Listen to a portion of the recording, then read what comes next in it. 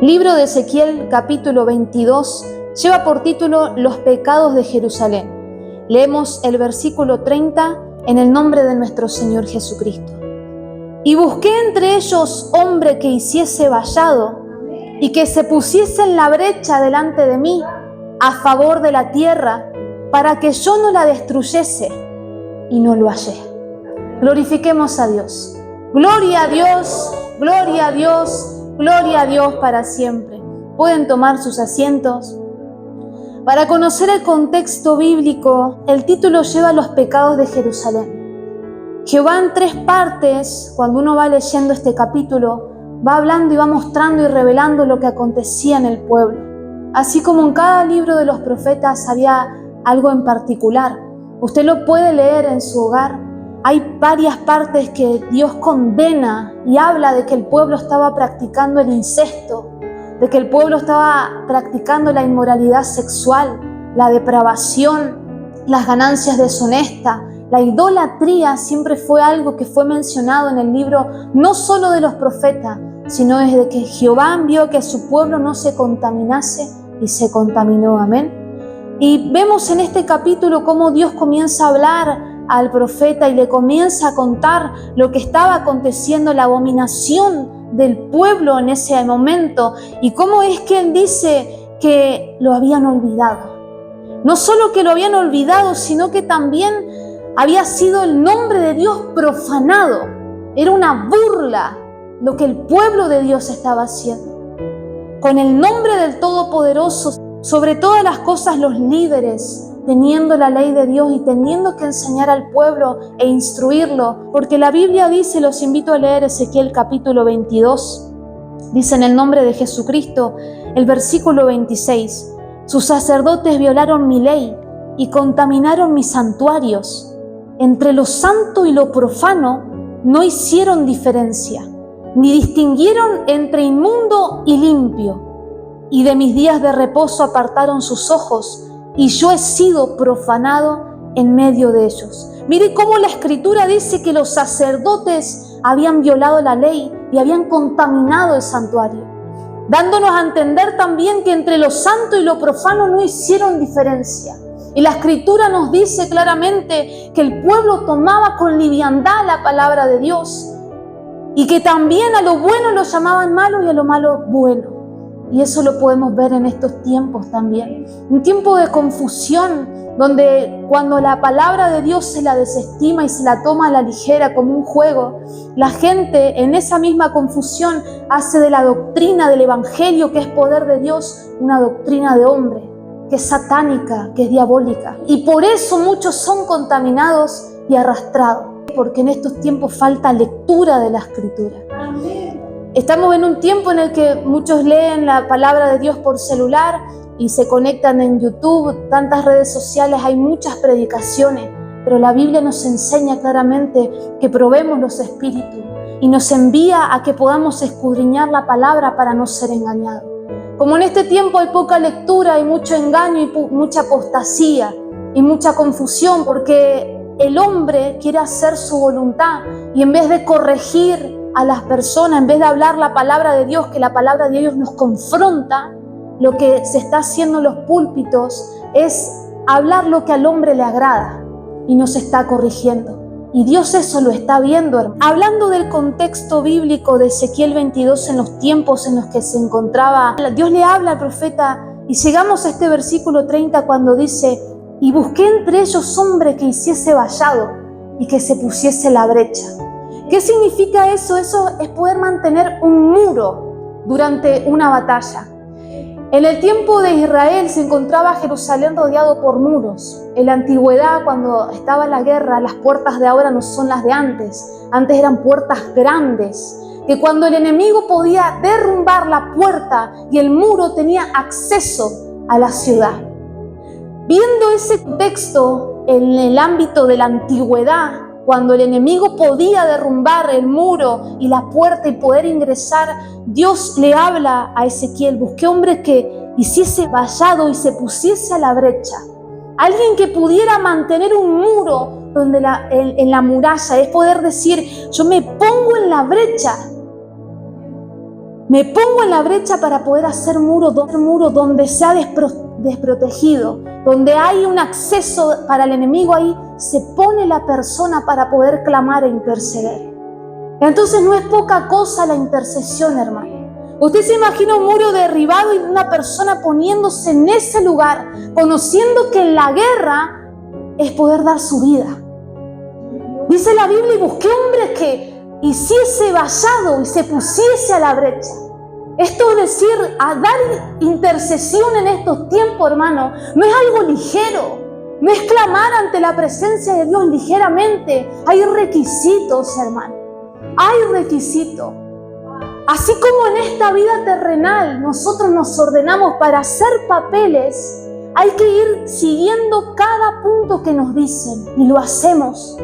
Para poder hacer un trámite nos dicen de ir a un lugar, a otro lugar, hay que pagar. Si nos salteamos un punto, ese trámite no funciona.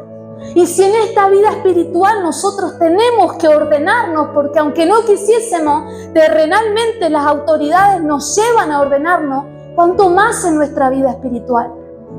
Hay requisitos. Dios es un Dios de orden, que aunque Dios es ordenado, también el enemigo es imitador. Entonces nosotros podemos ver que para interceder hoy vamos a ver qué implica la intercesión. ¿Por qué Dios estaba hablando que no halló a nadie que se pusiese a la brecha? Y Dios está hablando en estos tiempos. ¿Sabe que en el Salmo capítulo 14, lo invito a leer, dice la Biblia en el nombre del Señor Jesucristo, la necedad y la corrupción del hombre? Dice el necio en su corazón, no hay Dios. Se han corrompido, hacen obras abominables, no hay quien haga el bien. Jehová miró desde los cielos sobre los hijos de los hombres para ver si había algún entendido que buscara a Dios. Todos se desviaron, a una se han corrompido. No hay quien haga lo bueno, no hay ni siquiera uno. Mire cómo la palabra de Dios nos habla de la necedad, hermano. Necedad que muchas veces se enseñorea de nosotros, los hijos de Dios, que está ligada en el corazón, dice la Escritura. ¿Por qué? Porque hay una lucha interna en nuestras propias opiniones y lo que Dios nos está hablando, en lo que usted y mi persona queremos hacer y en la verdad de la palabra de Dios. Y cuando el corazón desea y anhela algo y Dios dice no, hay una lucha interna. Y que si no hay temor de Dios en nuestros corazones, muchas veces esas malas decisiones nos apartan. Y hablando en el contexto de Ezequiel 22, versículo 30, la palabra de Dios nos enseña claramente que no había nadie en esos tiempos. Y conociendo que el mayor intercedor por nuestras vidas, nuestro Señor Jesucristo, la Escritura dice que Dios entregó a su unigénito por el mundo entero, hermano. Y Él es el que está intercediendo por nosotros, el que dio su vida. No había nadie, hermano, no había nadie. La Escritura lo determina claramente que por medio de Cristo nosotros tenemos entrada al Padre. Y en el libro de Hebreos, capítulo 7, versículo 20, vamos a leer el 24 en el nombre de Jesucristo. Mas por cuanto permanece para siempre, tiene un sacerdocio inmutable, por lo cual puede también salvar perpetuamente a los que por Él se acercan a Dios, viviendo siempre para interceder por ellos. Porque tal sumo sacerdote nos convenía, santo, inocente, sin mancha, apartado de los pecadores y hecho más sublime que los cielos, que no tiene necesidad cada día, como aquellos sumos sacerdotes, de ofrecer primero sacrificios por sus propios pecados y luego por los del pueblo, porque esto lo hizo una vez para siempre, ofreciéndose a sí mismo. La Escritura nos habla claramente de que Cristo es el que intercede por nosotros, que Él aboga ante nuestra vida porque intercede por nosotros.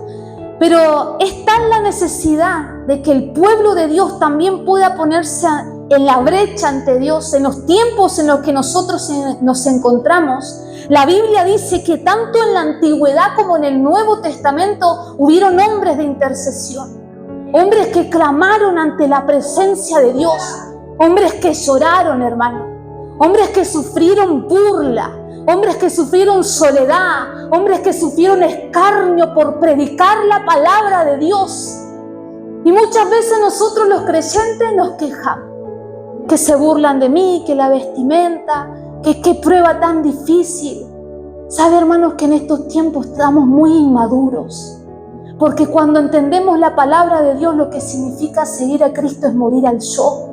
Y que la Biblia dice que tal lo que le hicieron al Rey de Gloria, nuestro Señor Jesucristo, así también iba a pasar con sus discípulos.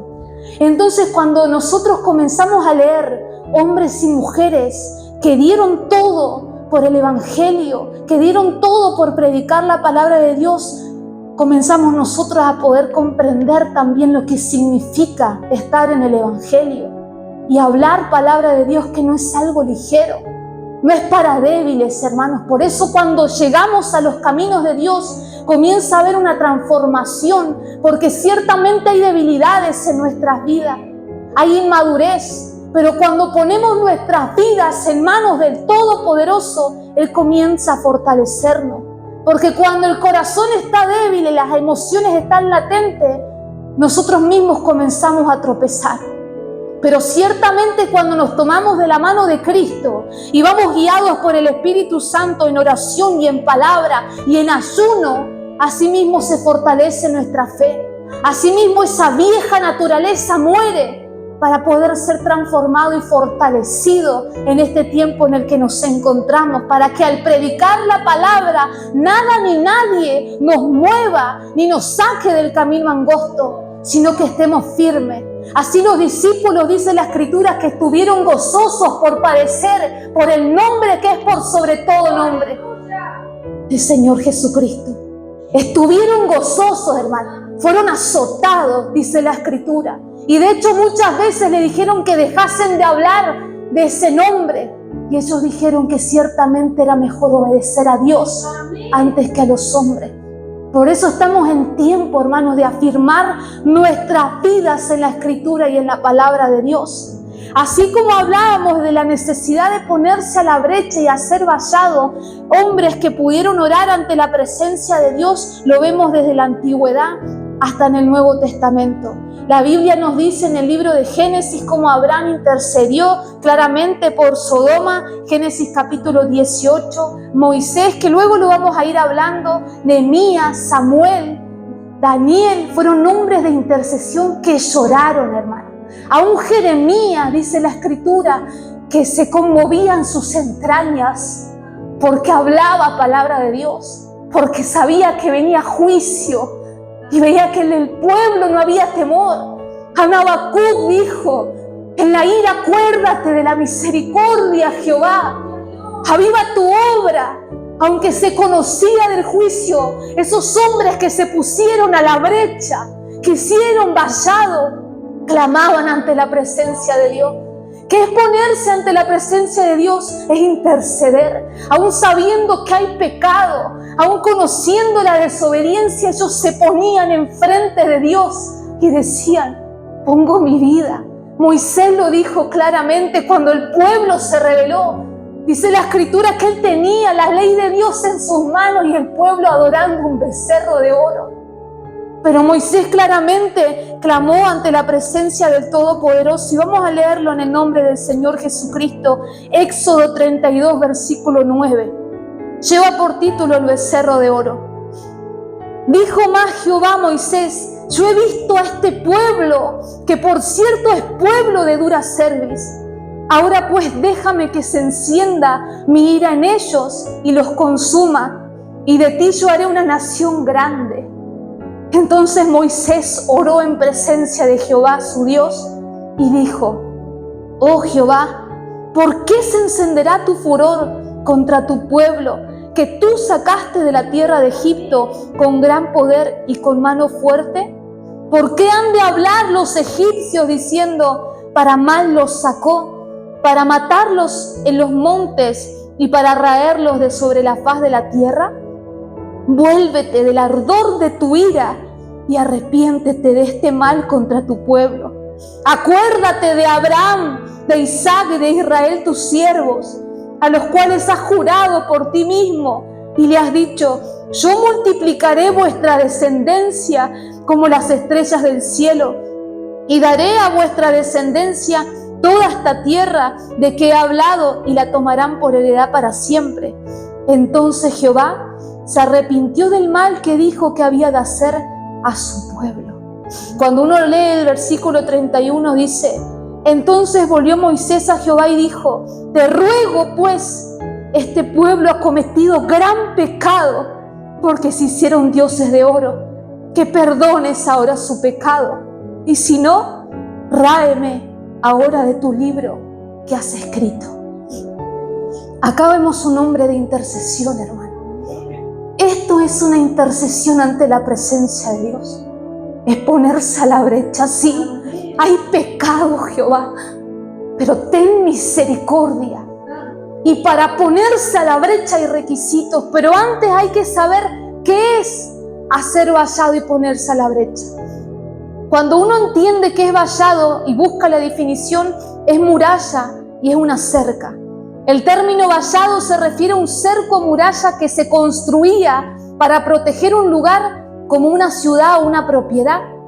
El significado de vallado en la Biblia se refiere a un cerco de protección para prestar ayuda al que se encuentre en dificultades o desesperación en algún momento de su vida. ¿Qué es ponerse a la brecha bíblicamente?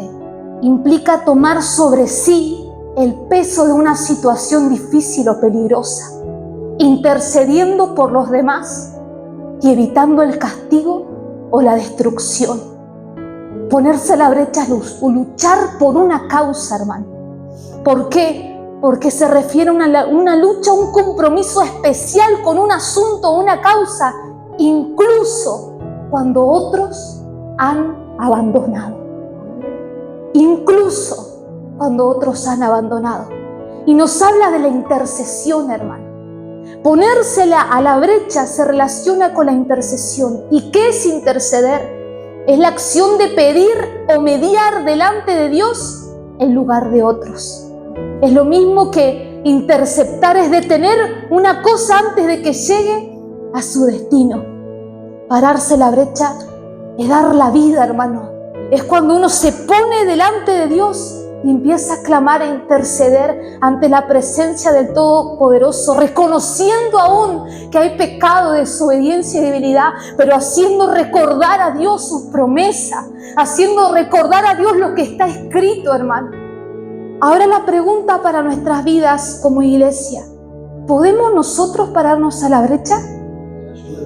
Pararse a la brecha significa un compromiso profundo, implica santidad e implica reconstruir. Hay requisitos, hermano. Podemos nosotros decir: sí, llego a la presencia de Dios y empiezo a orar, a clamar, pero hay que tener cuidado también, porque nuestras emociones y nuestros sentimientos muchas veces somos débiles y tenemos que tener dirección de Dios. Tenemos que conocer también la causa para poder interceder por alguien. No sea que estemos poniendo la mano de Dios donde está su ira. Entonces es necesario conocer la palabra para que el Espíritu Santo nos pueda guiar. Por eso en la intercesión no es solamente de emoción o lo que nosotros estamos viendo, porque la verdad muchas veces nos podemos conmover con gente que necesita, pero gente que en su corazón no quiere cambiar. Podemos ver a alguien necesitado, ir, golpear: necesito comida, necesito ropa, y uno poder predicarle la palabra, pero ese corazón endurecido porque no se quiere arrepentir. Por eso es tan fundamental en estos tiempos que al pararnos a la brecha y a interceder conozcamos causa, conozcamos dirección y conozcamos la Escritura, para que nosotros podamos conocer fundamentos bíblicos y así poder orar ante la presencia de Dios. Tu palabra dice esto, Jehová. Pero eso no solo implica conocer palabra, implica una vida de compromiso, de integridad y santidad. Y eso es lo que nos lleva a reflexionar a usted y a mí, la importancia, hermano. Porque muchas veces hay cosas que acontecen que se debilita la relación con Dios. Y ese es el momento preciso para decir no, no. que nada ni nadie me saque de este camino angosto, porque no sabe usted qué puede hacer la oración de un justo. No sabe usted qué puede hacer su oración si está tomado de la mano de Cristo. A veces nos desestimamos, pero usted no sabe lo que produce una oración en el secreto, en el día, en la madrugada, en la noche. El jefe de hogar quizá buscando un tiempo, o en el trabajo, o afuera, o regando, está clamando, intercediendo. La esposa quizá buscando un momento en la madrugada, jóvenes, jovencitas, buscando el momento para clamar. Y esa oración en el secreto, cuando hay una vida de santidad y de integridad, llega al reino de los cielos. Llega a esa causa donde uno realmente empieza a clamar: Padre, Padre, mira esta vida, mira mi vida, mira mi hogar, mira esta alma. Y esa oración llega ante el trono de la gracia. ¿Por qué? Porque hay vestiduras limpias por la sangre de Cristo. Y porque la palabra nos enseña, Santiago 5:16, confesaos vuestras ofensas unos a otros y orad unos por otros para que seáis sanados. La oración eficaz del justo puede mucho. Mire cómo dice: la oración eficaz del justo. ¿Qué significa la palabra cuando habla de alguien justo? Cuando una persona vive de acuerdo a los principios de Dios. Cuando una persona está buscando la presencia de Dios, confía en el poder de Dios, confía en la bondad de Dios. ¿Y qué es lo que pasa? También se esfuerza por seguir. Aunque el camino hayan dificultades, aunque se presenten diferentes situaciones, es alguien que se esfuerza por vivir una vida en santidad, en integridad y en rectitud. Y la Biblia dice que la oración de esa persona que vive de acuerdo a la voluntad de Dios, ¿qué dice? Que puede mucho. ¿Qué significa eso? Que esa oración es eficaz y tiene un impacto, hermano, hacia en los cielos. Porque es súplica, porque es clamor y porque tiene esa influencia espiritual en los cielos.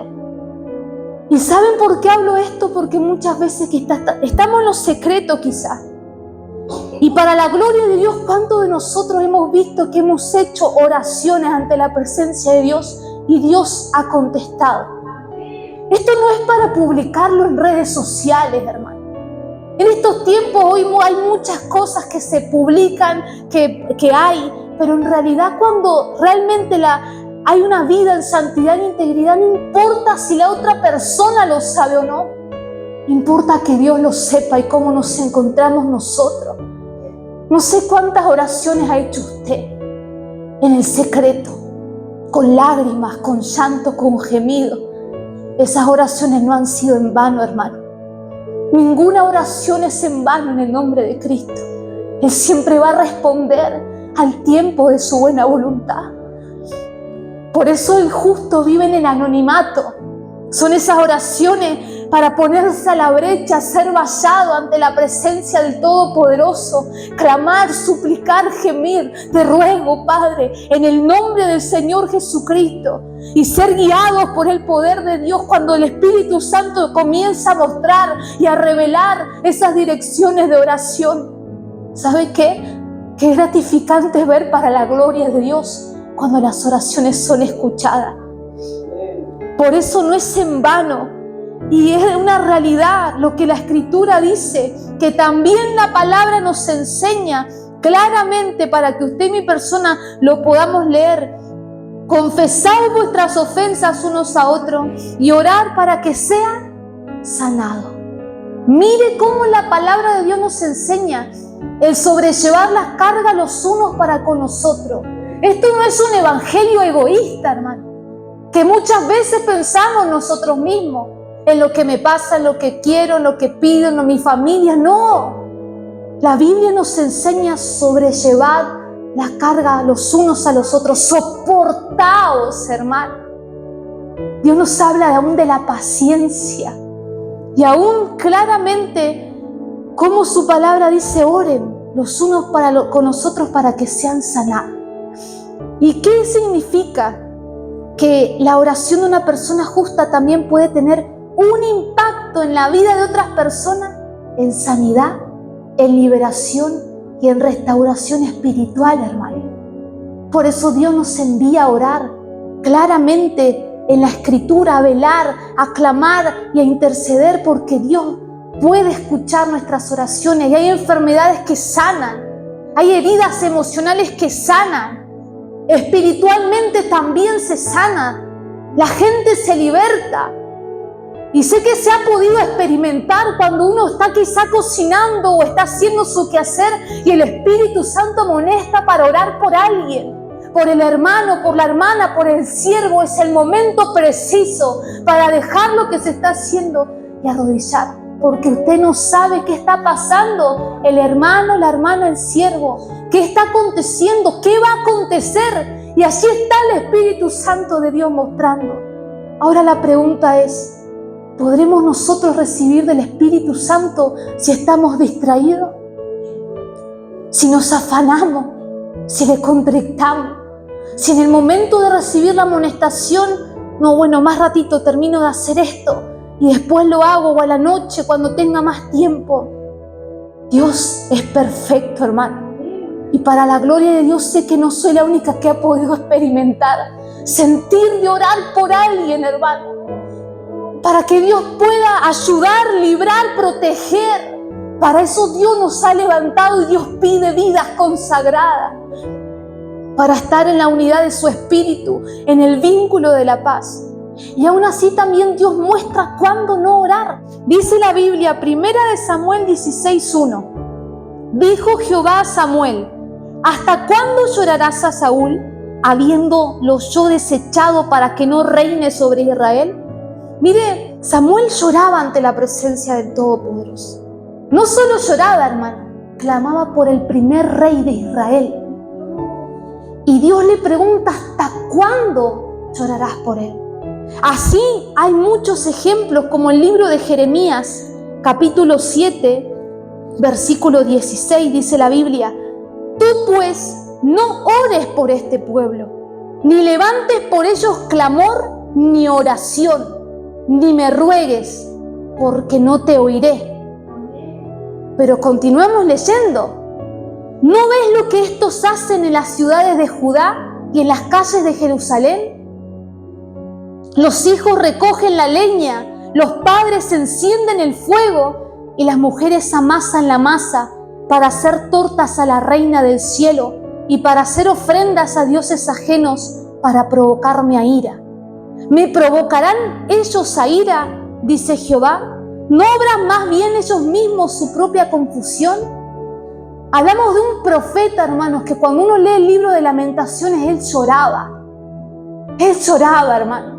Él le llegó a decir a Jehová que ya no quería hablar palabra de Dios porque era para afrenta, porque era para escarnio, porque se burlaban. Y el predicar la palabra y hablar palabra de Jehová era que él estuviera solo. Por eso él le dijo: serás para mí como algo ilusorio, como aguas que no son estables, hasta que Jehová le habla claramente: no te conviertas a ellos, sino que ellos se conviertan a ti. Hay respuesta, hermano. Mire lo lindo de orar ante la presencia de Dios, de expresarle lo que está en nuestros corazones, de decirle: me siento enojado, Jesucristo, me siento triste, hoy me rechazaron, hoy me hablaron mal, ayúdame para que no haya rencor, para que no se geste en mí algo malo que me pudiera arrastrar. Miren lo lindo de expresarle a la presencia del Todopoderoso lo que se siente y recibir también la respuesta de Dios, que nos da la prioridad de lo que tenemos que hacer, que nos vuelve a estabilizar como realmente tenemos que caminar. Y no solo fue la única vez que le dijo Jehová a Jeremías que no orara, sino que en el capítulo 14, versículo 11, también le vuelve a decir lo mismo. Me dijo Jehová: no ruegues por este pueblo para bien. Cuando ayunen, yo no oiré su clamor, y cuando ofrezcan holocausto y ofrenda, no lo aceptaré, sino que los consumiré con espada, con hambre y con pestilencia. ¿Y qué nos enseña? que hay oraciones que Dios nos recibe, hermano. Así como hablamos de lo lindo que es ponerse a la brecha, de clamar, de interceder, también sabemos que hay oraciones que Dios no escucha por la condición de la persona o porque también Dios da la respuesta y nos enseña, aunque tú hayas orado, juicio vendrá para corrección, hermano. Por eso es necesario estar en la intimidad con Dios y conocer en este día que nada es en vano. Cuando nosotros decimos, voy a estar orando a favor de tu vida, es un compromiso que no tenemos que tomar a la ligera. No tiene que ser una frase como sí, ¿cómo estás? No, porque uno muchas veces se compromete a orar y capaz después no lo hace. No sé si a usted ha pasado que sí, vamos a estar orando y se olvidó, hermano. Se olvidó, no, se le pasó, pero hay un compromiso. Y también es necesario saber en qué nos comprometemos, en qué nos estamos comprometiendo en la oración. ¿Por qué? Porque cuando nosotros decimos que vamos a orar por alguien, es que nos vamos a poner la armadura de Dios. Porque ponerse a la brecha también es recibir. Recibir, hay fuerzas del mal que se mueven. Continuamente hablamos que lo espiritual es más real de lo que nuestros ojos ven. E interceder por alguien es tener que vivir esa vida en integridad. ¿Por qué? Porque si no también trae sus consecuencias. Y hay golpes espirituales que pueden derribar a la persona si no está preparada. Por eso no es llegar y ponerse ante Dios y clamar. Hay requisitos. Porque no sea que por no tener la armadura de Dios bien puesta, o por estar haciendo oraciones a la ligera, o por poner a alguien a interceder por una causa que a Dios no le agrada, o por una causa que es carnal. Muchas veces es necesario entender por quién se intercede, cómo se intercede, la manera en que se intercede y cómo están nuestras vidas. Porque antes de interceder es decir, ¿cómo estoy ante tu presencia, Jehová? Por eso nos alinea, hermano. Por eso tiene que ser el fundamento para que usted y mi persona digamos, no, ¿cómo está mi vida? Porque así como estoy no puedo interceder por mi hija, por mi hijo, por mi esposa, por mi esposo, por mi familia, por la iglesia, por las almas necesitadas. ¿Cómo nos pondremos a la brecha si hay pecado y contaminación? Si hay raíces de amargura, si hay rencores. Entonces eso nos alinea, hermano. Eso es lo que a usted y a mi persona nos tiene que alinear a volvernos a Dios. Cuando algo usted sienta que lo está descarriando, vaya a la palabra, la oración eficaz del justo puede mucho. Cuando algo esté pasando que lo esté debilitando, vaya a la Biblia. La oración eficaz del justo puede mucho. Y para interceder me tengo que preparar. Y para interceder mis vestiduras tienen que estar blancas. Y eso nos mantendrá en línea, hermano, para ser soldados fieles de Jesucristo por una buena causa, por la salvación de las almas. Por eso no es poca cosa, hermano, y no es tomarlo a la ligera. Es una hermosa responsabilidad que tiene su compromiso. Y aún muchas veces en agotamiento, aún en tristeza, hermano. Abraham intercedió, Nehemías se puso a la brecha y no dijo, este pueblo pecador. Quiero que leamos el libro de Nehemías para que podamos ver cómo se ora ante la presencia de Dios. Dice en el nombre del Señor Jesucristo, Nehemías capítulo 1, versículo 4. Cuando oí estas palabras me senté y lloré. Y lloré. No son lágrimas, hermanos. Siquiera parece que pudieran salir lágrimas superficiales. Un intercedor llora, hermano, porque se pone en el lugar de la otra persona. Salen lágrimas que brotan, hermanos, del corazón, con sinceridad. Cuando oí estas palabras me senté y lloré e hice duelo por algunos días. Y ayuné y oré delante del Dios de los cielos y dije, te ruego, oh Jehová, Dios de los cielos, fuerte, grande y temible, que guarda el pacto y la misericordia a los que le aman y guardan sus mandamientos, esté ahora atento tu oído y abierto tus ojos para oír la oración de tu siervo que hago ahora delante de ti día y noche por los hijos de Israel, tus siervos, y confieso los pecados de los hijos de Israel que hemos cometido contra ti. Sí, yo y la casa de mi padre hemos pecado. Hay un varón que se puso a la brecha, hermano, y que no dijo: este pueblo pecador. Hemos pecado, Jehová. Hablamos de Nehemías, de un líder. Hablamos de alguien que estaba al frente, que clamó, que oró, que lloró ante la presencia de Dios y le hizo recordar que guarda el pacto y la misericordia a los que le aman y guardan sus mandamientos. Mire qué lindo poder orar con la escritura, con la palabra. Y así como Nehemías, podemos hablar de muchos hombres que se pusieron a la brecha y que no es que acusaron, sino que en el pecado del pueblo le dijeron a Dios. Empezó a interceder Moisés, Abraham: pero tú, Jehová, tú eres limpio de ojos, tú que eres lento para la ira y grande en misericordia, tú, Jehová, y comenzaron a orar. Pero esa es la esencia. Eran hombres con temor de Dios en su corazón, que se equivocaron, sí, pero ese temor está escrito en la Biblia, y ese temor se ve reflejado en el caminar de un hijo y una hija de Dios.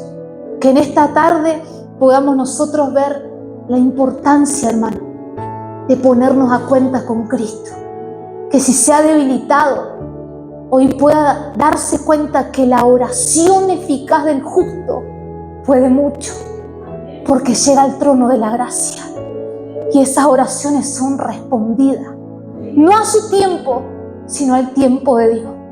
Que no deje de orar y clamar por su familia, por sus hijos, por sus nietos, a no ser que Dios le amoneste y le diga que no. Usted clame, hermano, por las almas perdidas, por el ministerio, por los líderes, para que no caigan, hermano. En los tiempos en los que nos encontramos, de tantas situaciones que están pasando, es necesario que el pueblo de Dios se ponga a cuenta con Cristo y hayan oraciones eficaces, guiadas por el poder del Espíritu Santo, para que la iglesia se fortalezca y para que los poderes del mal no avancen, sino retrocedan. Y el poder del Evangelio comienza a hacer obras poderosas. Aún en estos últimos tiempos, creo que Dios se provee de hombres valientes, aún de jovencitos como David fueron llamados. Sé que hay hombres, mujeres, jovencitas, jovencitos y aún niños que claman ante la presencia de Dios. Hasta aquí sería la palabra. Que Dios los bendiga grandemente.